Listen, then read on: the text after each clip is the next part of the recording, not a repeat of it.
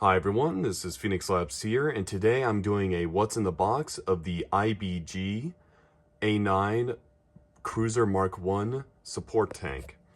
This was a tank made by the British in the 1930s, and it saw combat during World War II, specifically in the early stages of the invasion of France, as well as the Africa campaigns.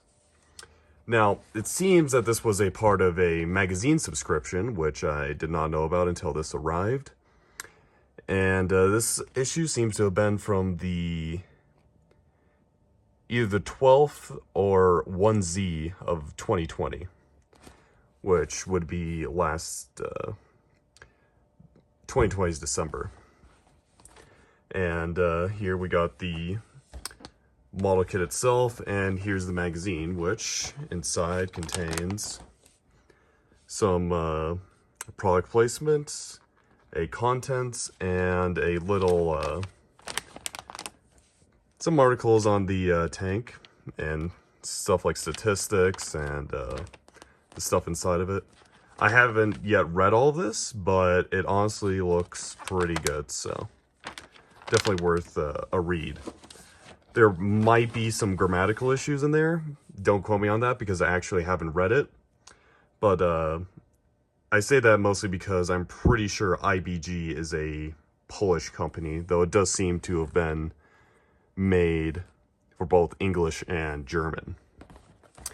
On the back, we have our instructions, which, you know, they're pretty well detailed, and it seems that there's relatively few steps, but there's a lot of pieces being put on with each step. The box art itself is pretty nice. I like it. I am not really sure who the author is, but it seems like it was done online with a computer. And I believe this was one of the, this is like the camouflage they used during the invasion of France by Germany. The box I received seems to have been pretty beaten up before it arrived, which is unfortunate, but I think that's more of a issue with the packaging than the person who previously had this one. And inside we have 3 sprues, I believe. No, 4 sprues and some decals, which seem to be the same ones that are seen on the box art.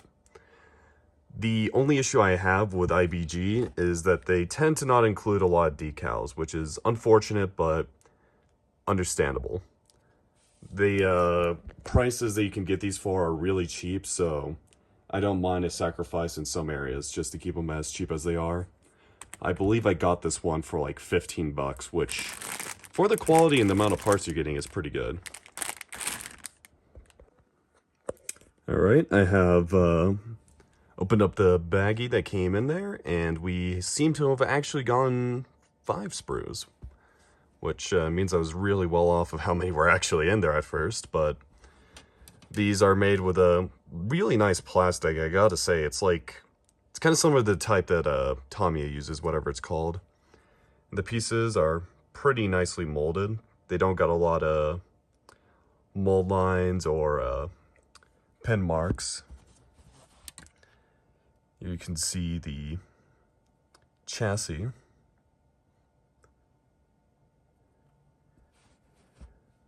This also has the fenders. Once again, really nicely molded. Seems like a lot of the detail is already molded on there, so we won't be building that. And, one thing I really like about IBG models is they sometimes do these full trank length pieces where you don't have to individually assemble all the individual track links, which is so nice, because at 1/72nd scale, those things are tiny and are easy to lose, if not mess up with. So having the full length like this is actually really nice.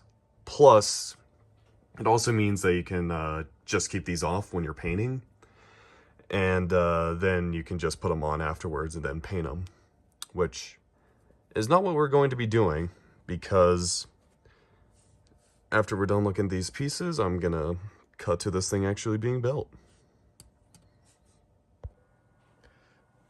Alright, and here she is, all nice and built up. Took me about 2.5 to 3 hours. It would be nice if this would focus on it.